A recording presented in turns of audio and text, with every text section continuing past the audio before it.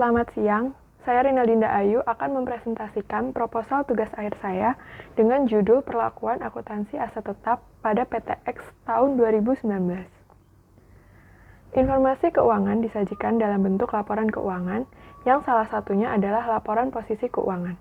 Salah satu pos dalam laporan posisi keuangan adalah aset tetap. Mengingat pentingnya peranan aset tetap, maka dibutuhkan perlakuan akuntansi yang baik dan benar. PTX menggunakan aset tetap sebagai alat untuk mempermudah aktivitas operasional dan distribusi produknya. Namun, terdapat beberapa perbedaan perlakuan akuntansi aset tetap antara PTX dan PSAK. Salah satu contoh perbedaannya adalah mengenai biaya perolehan. Adanya perbedaan tersebut, maka dilakukanlah penelitian berjudul Perlakuan Akuntansi Aset Tetap pada PTX tahun 2019. Berdasarkan latar belakang yang telah saya sampaikan, maka dirumuskanlah masalah sebagai berikut.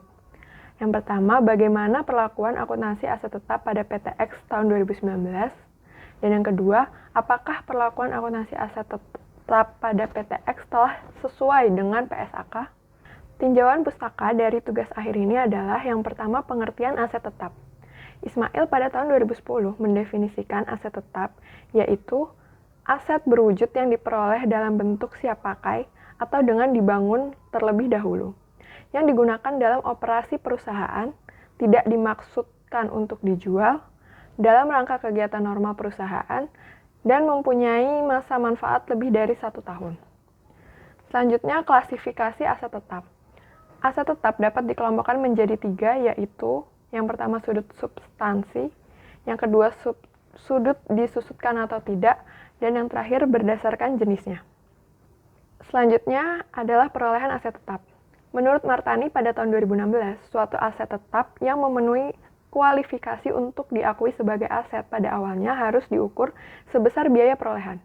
Biaya perolehan sendiri adalah kas yang dibayarkan untuk memperoleh aset sampai aset tersebut siap untuk digunakan. Selanjutnya yang keempat adalah penyusutan aset tetap. Metode penyusutan menurut Rudianto pada tahun 2009 yaitu yang pertama ada metode garis lurus, yang kedua ada metode jam jasa, yang ketiga metode hasil produksi, dan yang terakhir adalah metode jumlah angka tahun. Selanjutnya yang kelima adalah penghentian pemakaian aset tetap. PSAK 2014 mengungkapkan bahwa jumlah tercatat aset tetap dihentikan pengakuannya yang pertama adalah pada saat pelepasan, dan yang kedua ketika tidak terdapat lagi manfaat ekonomis dari aset tersebut. Transaksi pelepasan aset tetap sendiri ada 3, yaitu yang pertama penjualan, yang kedua berakhirnya masa manfaat, dan yang terakhir adalah pertukaran. Selanjutnya, yang terakhir dari tinjauan pustaka ini adalah penyajian aset tetap di laporan keuangan.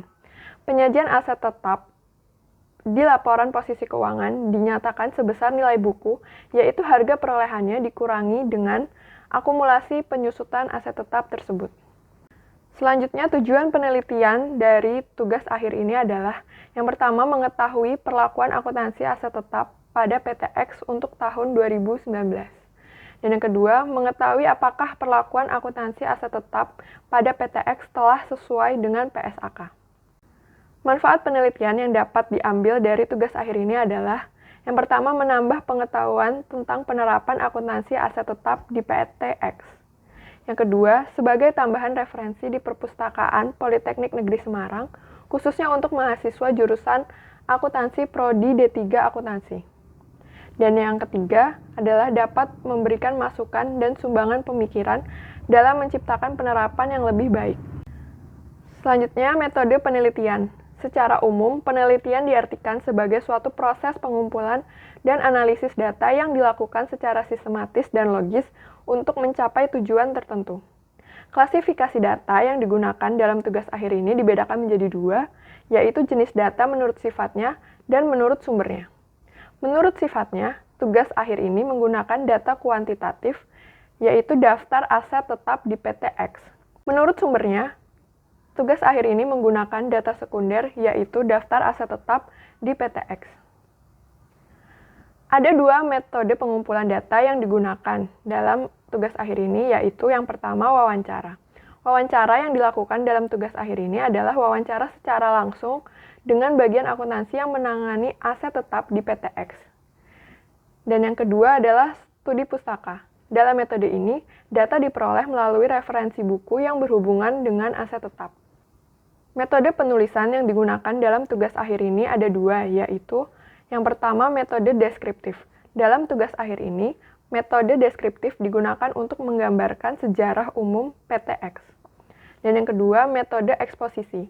Metode eksposisi dalam tugas akhir ini digunakan untuk memberikan penjelasan mengenai perlakuan akuntansi aset tetap pada PTX. Selanjutnya, metode analisis data. Metode analisis data yang digunakan adalah metode komparatif untuk membandingkan perlakuan akuntansi aset tetap menurut PTX dengan perlakuan akuntansi aset tetap berdasarkan PSAK. Selanjutnya adalah jadwal kegiatan, yaitu yang pertama ada survei yang akan dilaksanakan pada minggu pertama bulan Mei. Yang kedua, wawancara yang akan dilakukan pada minggu pertama dan kedua bulan Mei. Selanjutnya, yang ketiga, observasi yang akan dilaksanakan pada minggu ketiga bulan Mei hingga minggu pertama bulan Juni. Lalu yang keempat, pengumpulan data, yaitu minggu pertama hingga minggu ketiga di bulan Juni. Yang kelima ada olah data yang akan dilaksanakan pada minggu kedua bulan Juni hingga minggu kedua bulan Juli. Selanjutnya, penulisan pembahasan yang akan dilaksanakan pada minggu pertama bulan Juli hingga minggu ketiga di bulan Agustus. Lalu ada draft yang akan dilaksanakan pada minggu kedua di bulan Agustus hingga minggu ke-1 di bulan September.